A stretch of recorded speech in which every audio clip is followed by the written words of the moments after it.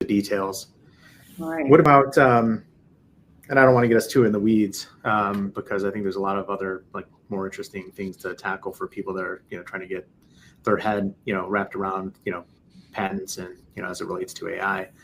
But one area that I think is really fascinating is the training of, these tools, and the rules behind it. And this is, your wheelhouse. Have they solved for that yet in terms of, what kind of information can be ingested for training without actual true copyright or ownership over what's been ingested?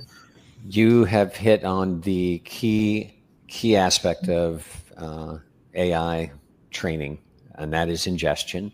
And most of the lawsuits of companies that really are fearing AI and want to slow it down come through that. So either of you could read every book by an author and then start writing in the style of that author, for example, or you could look at every painting by a painter and start painting in the style of that painter. That's completely legal. Mm-hmm. But when an AI does it, when they ingest, they make, however briefly, a copy of what they're looking at, whereas we humans don't.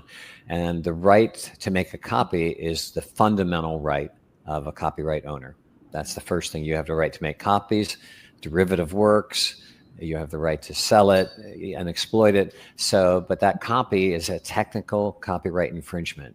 And so there's a case right now with multiple defendants, and the courts early on, it's all preliminary, have found that one of the defendants is okay and is not making a copy somehow in their ingestion, and others are. So they're going to continue to argue about it. They haven't come to a conclusion yet. Mm-hmm. Certainly, it's better to get permission, but these AIs just go out and grab whatever they see on the internet. I mean, they're scanning the internet and ingesting everything that's out there. And